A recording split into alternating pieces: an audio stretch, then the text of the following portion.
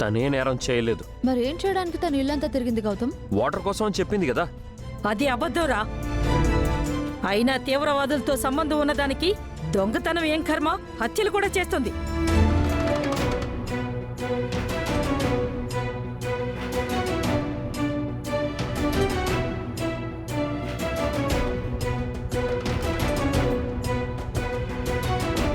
భగవంతుడా, నేను బాక్స్ కోసం రాత్రి వెతికానని వీళ్ళకెలా చెప్పాలి?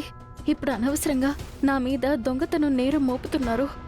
ఇప్పుడు నేనేం చేయాలి? మీరా మేడం అలాంటి మనిషి కాదండి. నాకు తెలిసి ఆ గాజులు మీరా మేడం తీసుండరు. హేయ్ నోర్మోయ్, దాని గురించి నీకేం తెలుసని మాట్లాడుతున్నావు? పనోడివి, నీ పని నువ్వు చూసుకో. మధ్యలో దూరేవంటే మర్యాదగా ఉండదు. మర్యాదగా నిజం చెప్పవే. దొంగతనం చేశానని ఒప్పుకో. గాజులు తెచ్చివో. నిజంగా నాకే పాపం తెలియదు బామ్మగారు. నేను ఏ గాజులు తీయలేదు. ఇలాంటి వాళ్ళు అంత ఈజీగా ఎలా ఒప్పుకుంటారు నానమ్మా?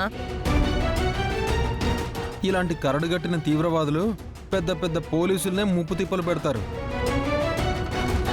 వీళ్ళకు మనం లెక్క. నువ్వు అనవసరంగా ఈ తీవ్రవాది దొంగకి బెయిల్ ఇప్పించి తీసుకొచ్చి పెట్టుకున్నావు గౌతమ్. ఇప్పుడు చూడు, తను ఇల్లంతా దోచేస్తుంది. తను దొంగ కాదు, తీవ్రవాది అంతకంటే కాదని మీకెన్నిసార్లు చెప్పాలి? ఒక విషయం చెప్పనా?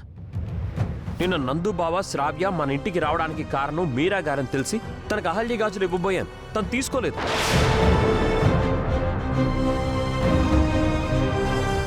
అలాంటిది గాజులు దొంగతనం చేస్తుందా?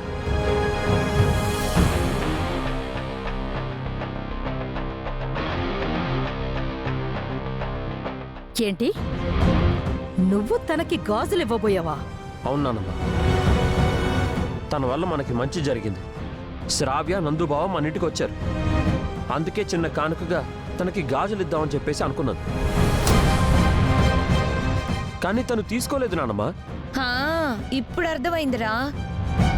నువ్వు గాజులిస్తే మేమేమనుకుంటామో అని అప్పుడొద్దని చెప్పి ఆ తర్వాత దొంగచాటుగా గాజులు తీసేసుంటుంది.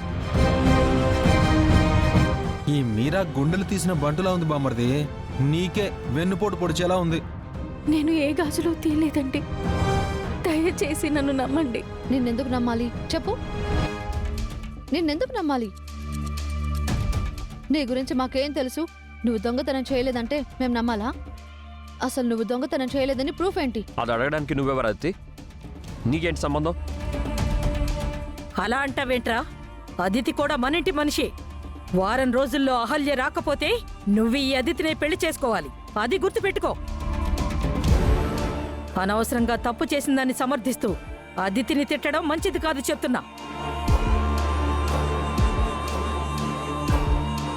ఇదిగో చూడు, నువ్విక్కడికి నర్సుగా వచ్చి నా ముని మనవడికి సేవ చేస్తున్నావు కాబట్టి నిన్నెక్కువగా తిట్టలేకపోతున్నాను. అలా అని చెప్పేసి నిన్ను వదిలేను. నువ్వు తెలుసో తెలియకో ఆ గాజులు తీసుంటే రేపట్లోగా ఆ గాజులు ఇచ్చేస్తే మర్యాదగా ఉంటుంది. లేదంటే రేపు నువ్వు ఈ ఇంట్లోంచి వెళ్ళిపోవాలి.